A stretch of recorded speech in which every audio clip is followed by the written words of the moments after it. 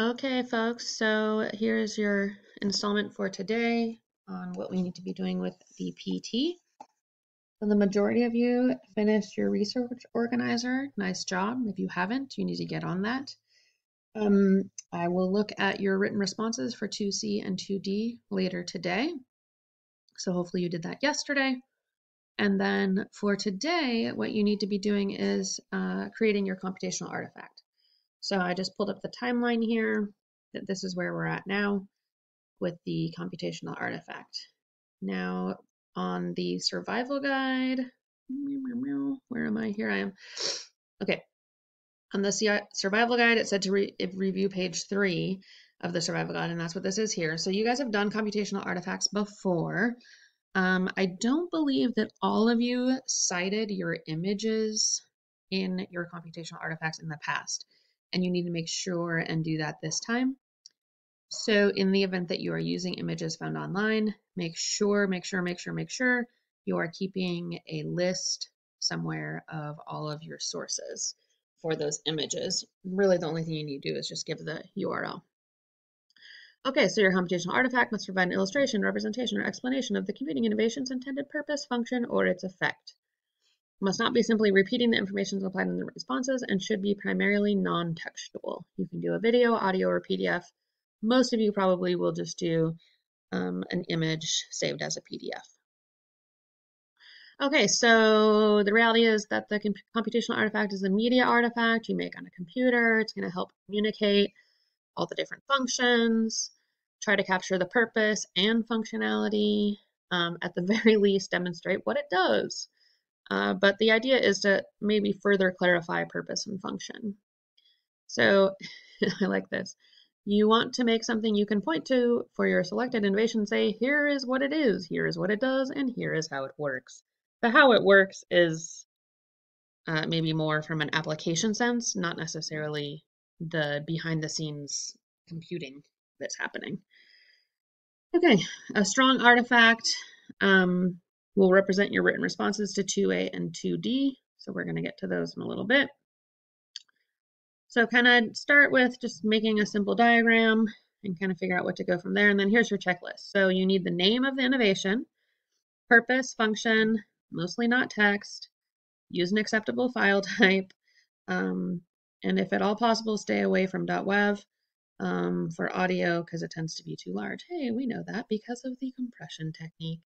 Okay, so pretty straightforward.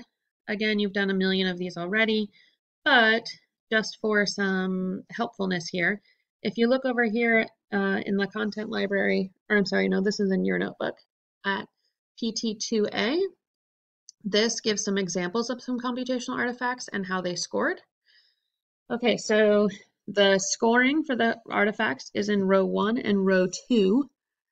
And if we look at, oh, I'm dancing all around here, sorry. So if we look at in the content library, there's just so much information with this thing. In the PTs and the scoring. Okay, so for the computational artifact, so it's row 1 and row 2 of the scoring. So row 1 is really just the artifact itself, and then row 2 is like a written response where you're describing what the computational artifact shows, which you guys did in your last practice PT. So that's why it says response 2A. It's a pretty basic written response. It's not anything as extensive as what you did before. It's just, hey, this is what my artifact is showing. Okay, so if we go back to the examples, so here's an example of someone's artifact as well as their written response. So they did blockchain and went through just like a little diagram here, and then it shows how they scored. They got a full score for both. Oh, here's a nice virtual reality one. And then again, they got a score for both, or they got a full score for both. Okay, it looks like this one was videos with narration. So you have that option as well. You could be doing something like I'm doing now where I'm screencasting and you can record that. If you want help with that, I can help you. It's no big deal. However, if that's something that you're really uncomfortable with and you don't want to narrate something, then perhaps that would not be the way to go. It's a little bit more labor intensive.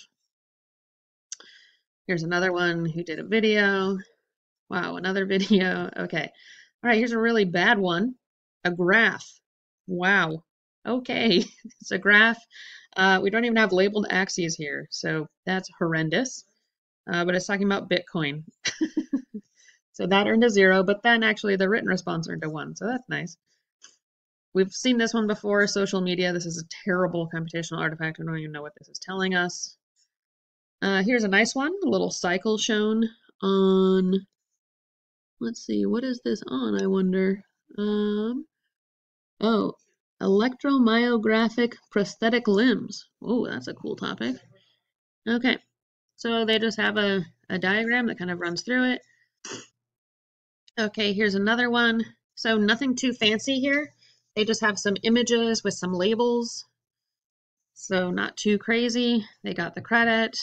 Apple Watch, again, images and a description.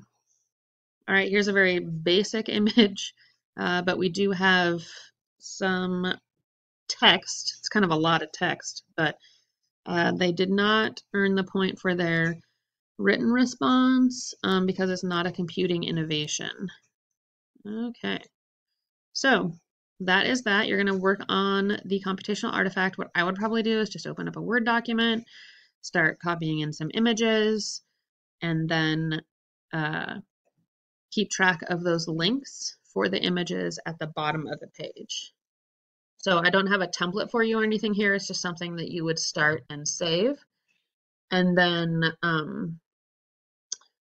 under this tab here that says Explore PT Template, you could post a link here to your computational artifact.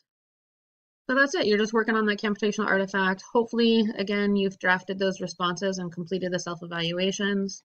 Just as a reminder, the self-evaluations are considering the checklist on page 5 to 6 and the row scores. So the checklist is down here on page 5 to 6. Oh, down here on the survival guide. Oh, there's so much stuff.